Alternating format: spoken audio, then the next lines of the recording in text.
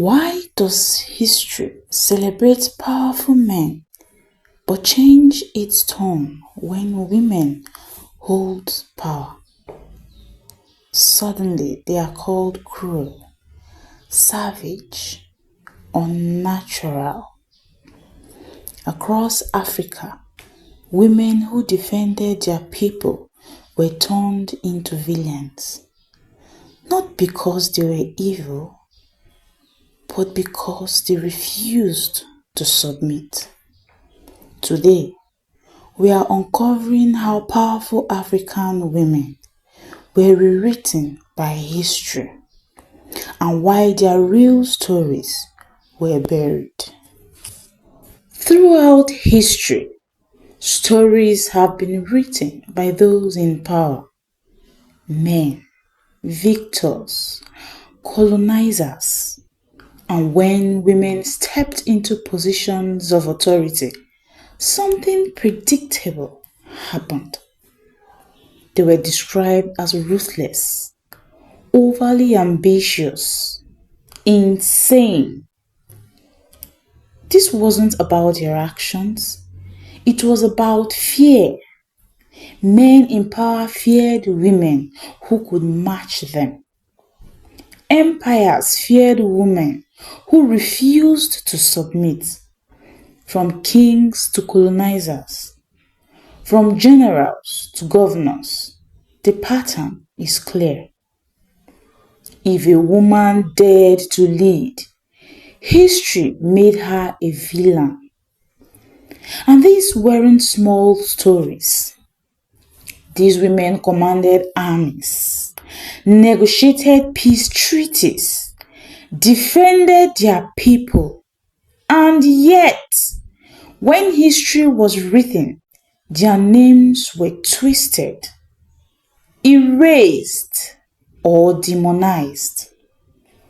This is the pattern we see again and again across continents, across centuries, across Africa.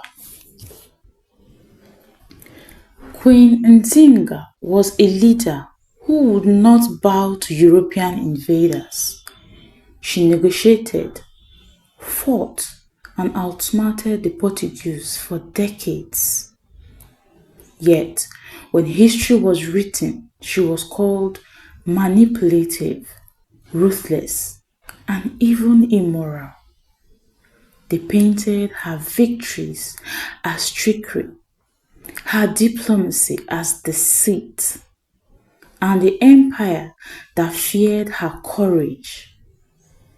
They got to rewrite the story. But Nzinga's true legacy, she preserved her people's freedom and dignity in the face of invasion, and she did it with brilliance. Ranavalona I resisted European colonization at every turn. She protected her kingdom from foreign control, even when it meant making harsh decisions. European accounts labeled her mad, cruel, and barbaric. The truth?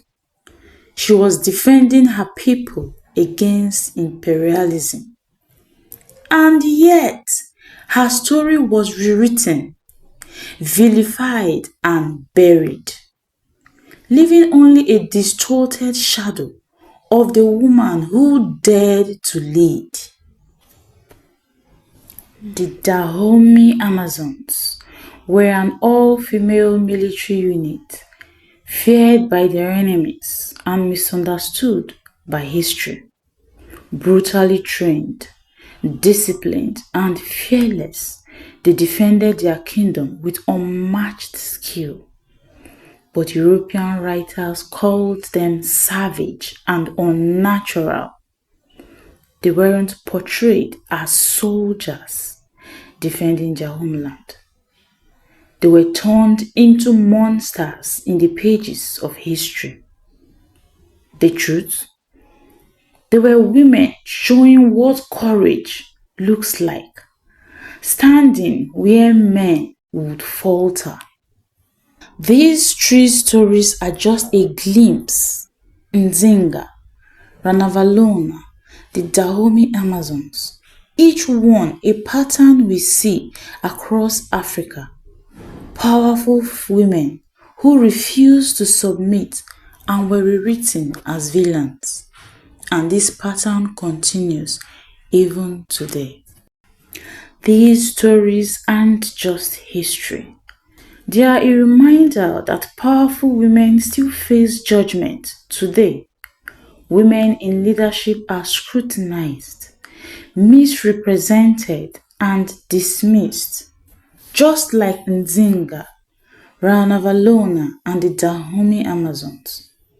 Understanding their real stories help us see the patterns, challenge the biases, and celebrate courage where it exists. The women who were erased from history are teaching us something. Strength, intelligence, and leadership should never be punished. These women were not villains. They were warnings. Warnings of what happens when courage meets fear. And though history tried to erase them, their legacy survives in stories, in memories, and in the lessons they left behind. If these stories matter to you, stay with me. There's more waiting to be uncovered.